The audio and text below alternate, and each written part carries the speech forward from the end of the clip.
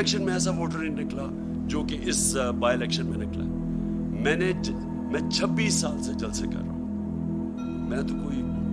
میری تو کوئی الیکٹیبل نہ تھا، نہ میری کوئی فیملی تھی پولیٹکس میں. میں تو شروعات تھوڑے سے لوگوں سے اور آہستہ آہستہ پبلک میں جا کے بیداری پیدا کر کے، اور ایک دن 14-15 سال کے بعد دن ایسا آیا کہ لوگوں نے میری بات سننی شروع کر دی. باتیں یہی میں کہہ رہا ہوں، پاکستان کا مطلب کیا، لا الہ الا اللہ، یہ میں 26 سال سے کہہ رہا ہوں، یہ کوئی نئی بات نہیں کر رہا. لیکن ایک وقت آیا کہ اللہ نے لوگوں کے دلوں میں ڈال دی اور میری پارٹی کھڑی ہونی شروع، اور میں نے ساری پولیٹکس کی پبلک کو ساتھ ملا کے. کبھی 26 سال میں نے کبھی اس طرح کی بیداری نہیں دیکھی. میں نے کبھی اپنی قوم میں ایسا شعور نہیں دیکھا جو میں نے اس بائی الیکشن ان 3 مہینے میں دیکھا. جب مجھے سازش کے تحت 9 اپریل کو جب میں پرائم منسٹر ہاؤس سے نکلا اپنی ڈائری پکڑ کے، تو میرے مخالفین سب کا، جنہوں نے سازش کی، ان کا خیال تھا کہ اب مٹھائیاں بانٹے گی اور ساری دنیا اس کو برا بنا کے.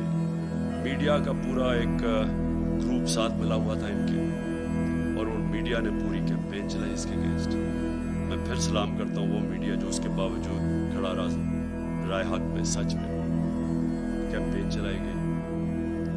انہوں نے پہلے بلیک آؤٹ کروایا ہمارا، اور پھر ان ساروں نے آ کے میرے پر کیسز بنانے شروع کر دیے. ہمیں جو 25 ہم جب ایک پرامن احتجاج کر رہے تھے کہ بیرونی سازش کے تحت ان کو بٹھایا ہے، وہ لوگ 60% کیبنٹ ضمانت میں. شہباز شریف اور اس کا بیٹے کو سزا ہونے لگی تھی FIA کیس میں. کبھی کوئی تصور کر سکتا ہے کہ الیکشن کمیشن اجازت دے دے ان لوگوں کو الیکشن لڑنے کی؟ عموماً ساری دنیا میں الیکشن کمیشن، اگر آپ کے اوپر آپ انڈر ٹرائل ہوں، آپ کے اوپر اربوں روپے کے کرپشن کے کیسز ہوں، تو عموماً الیکشن کمیشن کہتی ہے کہ پہلے اپنے آپ کو کلیئر کرو اور پھر آ کے الیکشن لڑو. یہاں الیکشن لڑا رہے تھے اپنے آپ کو کلیئر کرنے کے لیے کرپشن سے. یہ کبھی دنیا میں ایسے نہیں ہوا کہ آپ پہلے الیکشن لڑیں، آپ اقتدار میں، اور پھر اپنے کیسز ختم کر دیں، یعنی خود ہی ملزم ہی قاضی بن جائے. یہ الیکشن کمیشن نے اجازت دی تھی ان کو. یہ لوگ آ کے اوپر بیٹھے. 25 مئی کو میں کبھی نہیں بھولوں گا. قوم نکلی، ساری قوم نکلی ان کے خلاف، جو انہوں نے یہ ہمارے ملک سے ظلم کیا. اور انہوں نے ان لوگوں کے اوپر جس طرح کا تشدد کیا، وہ پولیس والوں نے جو کیا پنجاب کے اندر، جو، اور ایک پولیس والا مجھے یاد ہے، انہوں نے جو کیا پنجاب میں، یہ جو رانا ثناء اللہ اور شہباز شریف نے یہ جو جہاں ظلم کیا اسلام آباد میں، اور ان کو شرم نہیں آئی کہ وہاں فیملیز نظر آ رہی ہیں اور ان کے اوپر یہ ٹیئر گیسنگ کر رہے ہیں، اور صرف اس لیے ڈر لگے، خوف پھیلانے کے لیے کہ ہم ان کو اتنا خوف پھیلائیں گے کہ یہ چپ کر کے بیٹھ جائیں گے، کیونکہ یہ بھیڑ بکری ہیں. یہ آپ کو انسان نہیں سمجھتے، یہ قوم کو بھیڑ بکریاں سمجھتی ہیں کہ جو مرضی آ کے فیتے کاٹ لو اور شہباز شریف ادھر بھاگ جائے تو سمجھے کہ جی لوگ بیوقوف ہیں، مان جائیں گے. تھوڑی دیر کے لیے سب کو آپ پاگل بنا سکتے ہیں. سارا وقت کوئی بھی انسان نہیں آیا جو کہ سب لوگوں کو پاگل بنا سکے، اور یہ واضح ہو گیا جس طرح پبلک نکلی ہے. انہوں نے ڈرانے کی کوشش کی، لوگوں نے اپنی جو خوف کا جو بت ہے اس کو توڑ دیا. پبلک نکلا ہی باہر، اور پبلک نے ہر چیز، انہوں نے ووٹس پھینکی ہوئی تھی لوگوں کو. فیملی تو ایک فیملی کا ادھر ووٹ ہے، دوسرا کا وہاں باہر، یعنی جو انہوں نے یہ الیکشن کمیشن نے حرکت کرنی تھی سب کر دی. اس کے باوجود عوام نے ان کو شکست دی. اور میں وہ جو 25 مئی کو جو قوم کھڑی ہوئی ہے اس دن، اور جو انہوں نے برداشت کیا اور اس کے بعد بار بار نکلتی رہی ہے، کبھی اتنے بڑے جلسے نہیں ہوئے. اس سے یہ ثابت ہو گیا جو میں آج شروع کی تھی اپنی تقریر، کہ میں اس لیے آج بڑا خوش ہوں کہ میری قوم آج قوم بننے جا رہی ہے. لوگ جاگ چکے ہیں، شعور آ گیا، بیداری ہے لوگوں کے اندر. اب آپ جو مرضی کر لیں، یہ جو بوتل سے جن نکلا ہے نا شعور کا، اس کو واپس نہیں آپ ڈال سکتے. جو بھی کوشش کرے گا اب کہ پبلک کے مینڈیٹ کو چوری کرے، کوئی بھی سمجھتا ہے کہ بند کمرے میں فیصلہ کر لیں گے ملک کے مستقبل کا، اب یہ کسی غلط فہمی میں نہ رہے. یہ ملک اب، یہ قوم حقیقی آزادی کی طرف چلی گئی ہے. یہ جو ساری کیمپین تھی یہ لوگوں نے اس لیے نہیں کی کہ یہ کوئی بائی الیکشن ہو رہا ہے. لوگ اپنی حقیقی آزادی کے لیے نکلے ہوئے تھے. جو میں نے آج جب جذبہ دیکھا ہے 26 سال کی پالیٹکس میں میں نے کبھی اس قوم میں وہ جذبہ نہیں دیکھا. میں نے ایسے نہیں لوگوں کو نکلتے دیکھا. اور میں اس لیے کہہ رہا ہوں کہ اب 2 ہی راستے رہ گئے.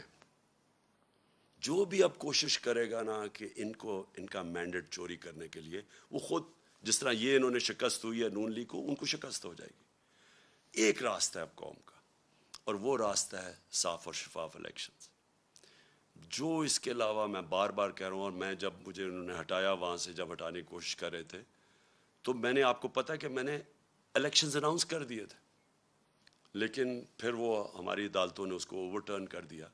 میں ابھی بھی سمجھتا ہوں کہ ملک کے لیے وہ بہترین فیصلہ تھا. اگر سیاسی انتشار پیدا ہی کر دیا تو بیسٹ طریقہ عوام کو فیصلہ کرنے دیں کون کس کو وہ چاہتے ہیں کہ اس ملک کی قیادت کرے. میں ابھی بھی یہ کہہ رہا ہوں، ایک راستہ ہے اس قوم کا، صاف اور شفاف الیکشن. اور صاف اور شفاف الیکشن اس الیکشن کمیشن کے اندر نیچے کبھی بھی نہیں ہو سکتا. یہ ایک ملک کی جو سب سے بڑی سیاسی جماعت ہے، اس کو کوئی اعتماد ہی اس الیکشن کمیشنر پہ نہیں ہے. بار بار یہ ہمیں ڈسا ہے، بار بار یہ ہمارے خلاف کیا ہے، اور اس نے کھل کے ہمارے اگینسٹ اسٹیٹمنٹس دیے ہیں، اور ہمیں پتہ ہے یہ لاہور میں جا کے کن کے قدموں میں بیٹھتا رہتا. میں یہ اس الیکشن کمیشنر کو آج کہوں گا کہ آپ کے پاس راستہ ہے، آپ ریزائن کریں. ایک ہی آپ کے لیے طریقہ ہے. آپ ہو ہی نہیں سکتا کہ جب میچ کھیلنے جا رہے ہیں، 2 ٹیمیں ہیں، ایک ٹیم کہتی ہے مجھے امپائر پہ اعتماد ہی نہیں ہے. کرکٹ میں بھی جب ہم میچ کھیلنے جاتے تھے ہم کہتے تھے ایک امپائر پہ اعتماد نہیں، اس امپائر کو ہٹایا جاتا تھا. ہمیں اعتماد ہی نہیں ہے اس کے اوپر، اور یہ ہمارے اوپر مسلط ہوا ہے. اور دوسری چیز، جج ہے، یہ امپائر الیکشن جج بھی ہے. جج کا کام کر رہے ہیں نا، 2 جو کمپیٹ کر رہے ہیں، جج نے فیصلہ کرنا ہے. ہر عدالت کے اندر اگر آپ ایک جج کو سمجھتے ہیں متنازع ہے، وہ ریکیوز کرتا ہے اپنے آپ کو. تو مہربانی کر کے آپ کو ریزائن کرنا چاہیے. ہمیں کوئی آپ کے اوپر کانفیڈنس نہیں ہے، قوم کو آپ کے اوپر کوئی کانفیڈنس نہیں ہے. آپ ایک بائسڈ آدمی ہیں، اور آپ ایک پارٹی کے ساتھ بالکل جڑے ہوئے ہیں. اور آپ نے جو سندھ کا بھی الیکشن کروایا، اس کا آپ ذرا سندھ کے لوگوں سے پوچھیں، ذرا سروے کروائیں سندھ میں کہ جو لوکل گورنمنٹ کا الیکشن ہوا ہے کیا عوام اس کو تسلیم کرتی ہے. اس لیے میں آخر میں اللہ کا شکر پھر سے کرتا ہوں. اپنے نبی صلی اللہ علیہ وسلم کا ہمارے اوپر نظر ہے، ہم ان کی امت ہیں. میں اپنی عوام کا، خاص طور پہ پھر سے اپنے نوجوانوں کا، اپنی خواتین کا، ان کا سب میں شکر ادا کرتا ہوں، شکریہ ادا کرتا ہوں جس طرح وہ جس تعداد میں نکلے. اور میں اس میڈیا کا بھی شکر ادا کرتا ہوں، شکریہ ادا کرتا ہوں، جنہوں نے ہر پریشر کے باوجود انہوں نے ہماری سپورٹ کی. انہوں نے ہماری سپورٹ کیا کی، انہوں نے ہمیں بلیک آؤٹ نہیں کیا، ہمیں موقع دیا اپنا موقف رکھنے کا. اور مجھے پتہ ہے کہ کس طرح کے پریشرز تھے. اب پاکستان کو آگے بڑھنا چاہیے. ہمارے سامنے بڑے چیلنجز ہیں جو سازش کے تحت ملک کو ڈی سٹیبلائز کر دیا، اور معیشت جو نیچے جا رہی ہے، عوام مہنگائی میں پس گئی ہے. آج حالات دیکھیں کہ آج جو پٹرول اور ڈیزل ہے اس کی قیمت دیکھیں کہ انہوں نے 18 روپے پیٹرول کم کیا ہے، اور 35 روپے ڈیزل کم کیا. اور پہلے ڈیزل کو 130 روپے بڑھا دیا اور پٹرول کو 100 روپیہ بڑھا دیا. انٹرنیشنل مارکیٹ کے اندر آج جب ہم گئے تھے تو تیل بک رہا تھا 103 روپے، 103 ڈالر پہ بک رہا تھا تیل. آج وہ 95 پہ پہنچ گیا.